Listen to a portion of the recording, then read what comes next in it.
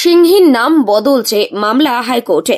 ত্রিপুরা থেকে বেঙ্গল সাফারি পার্কে আনা হয়েছে একজোড়া পশুরাজ। ত্রিপুরার বিশালগড়ে অবস্থিত সিপাহীজালা জিওলজিক্যাল পার্ক থেকে গত 12 ফেব্রুয়ারি বেঙ্গল সাফারি পার্কে পৌঁছায় এক সিংহ দম্পতি। অভিযোগ, সাফারি পার্কে আসা সিংহীর নাম রাখা হয়েছে সীতা, সিংহের নাম রাখা হয়েছে আকবর।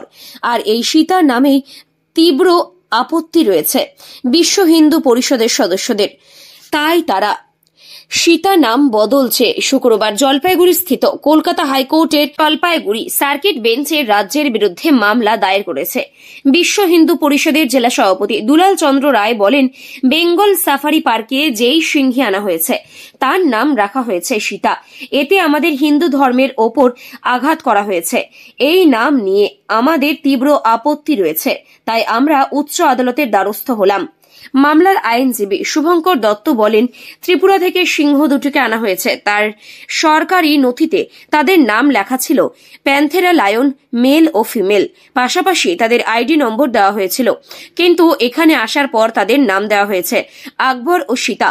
তাই সীতা নাম পরিবর্তন চেয়ে আমরা আজ কলকাতা হাইকোর্টের জলপাইগুড়ি সার্কিট বেঞ্চে মামলা দায়ের করলাম। আমরা স্টেট জু অথরিটি এবং বেঙ্গল সাফারি ডাইরেক্টরকে এই মামলার পার্টি করেছি। আগামী 20 তারিখে এই মামলার শুনানি হবে। আমি দুলাল চন্দ্র রায়, জেলা বিশ্ব হিন্দু পরিষদের সভাপতি এবং উত্তরবঙ্গ প্রান্তের হচ্ছে আমাদের বিশ্ব হিন্দু লিগাল সেলের কনভেনর। আপনারা ওয়েল নোন, ভালোভাবেই অবগত আছেন, গত 9 তারিখে ত্রিপুরা গভর্নমেন্টের কাছ থেকে দুটো লায়ন নিয়ে আসা হয়, বেঙ্গল গভর্নমেন্ট নিয়ে আসে।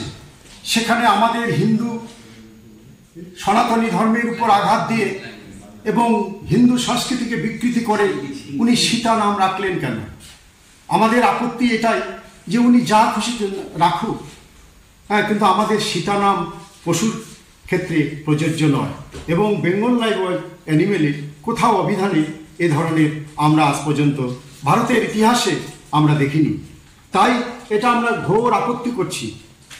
কামিং ইলেকশনের পূর্বে রাজ্য সরকারের কাছে আমরা জানান দিতে চাই, এভাবে হিন্দু ধর্ম, হিন্দু সংস্কৃতিতে ভাসিয়ে দেবে আর হিন্দু সমাজ চুপ করে থাকবে, এটা হয় না। তাই আমরা আজকে উচ্চ ন্যায়ালয়ে দ্বারস্থ হয়েছি, এর সুবিচার আমরা চাই। আমরা আজকে জলপাইগুড়ি সার্কিট বেঞ্চে একটা রিপিটিশন ফাইল করি। আর অ্যাকচুয়ালি যে ঘটনাটা ঘটেছিল, ত্রিপুরা থেকে এই লাইনগুলো 8 তারিখে রওনা দেয়। সেখানে যে একটা সার্টিফিকেট, আমরা সমস্ত কিছু ডকুমেন্ট অ্যানেক্স করেছি, সেই সার্টিফিকেটের মধ্যে পরিষ্কার বলা আছে প্যান্থেরা লিও মেল, যার আইডি নাম্বার IL26, এবং প্যান্থেরা লিও ফিমেল, যার আইডি নাম্বার IL25। এই দুটো লায়ন অ্যানুয়াল এক্সচেঞ্জ প্রোগ্রামের জন্য আমাদের উত্তরবঙ্গে বেঙ্গল সাফারিতে আসে। সাবসিকুয়েন্টলি যখন এই লায়নগুলো এখানে রিসিভ হওয়ার পরে একটা প্রেস বিজ্ঞপ্তি হয় যে এই প্যান্থেরা লিও যে লায়ন আছে, যেটা সায়েন্টিফিক নাম হওয়া দরকার ছিল, সেটা না করে দুটো আলাদা নাম, হাউস নেম দেওয়া হয়। একটাতে হলো গিয়ে সীতা এবং আর একটাতে নাম দেওয়া হয় আকবর। এই জন্য আমাদের বিশ্ব হিন্দু পরিষদের থেকে সেখানে একটা অবজেকশন দেওয়া হয় যে কেন এই সীতা নামটা ইউজ করা হলো। সীতা আমাদের ধর্মীয় ভাবাবেগের জন্য আছে, সেই নামটা ইউজ যাতে না করা হয় এবং নামটা যাতে চেঞ্জ করা হয়, সেই জন্য অথরিটির এগেনস্টে আমরা আজকে হাইকোর্টে রিপিটিশন ফাইল করেছি। পিটিশনটা অ্যাকসেপ্ট হয়েছে। আগামী 20 তারিখে পিটিশনটা ফাইনাল হিয়ারিং। কোন অথরিটির উপরে? এই দুটো অথরিটির আমরা এখানে করেছি। একটা হলো গিয়ে state secretary, state zoo authority, west government of West Bengal, আর একটা director of forest wild life Bengal safari, Siliguri সালুগুড়া।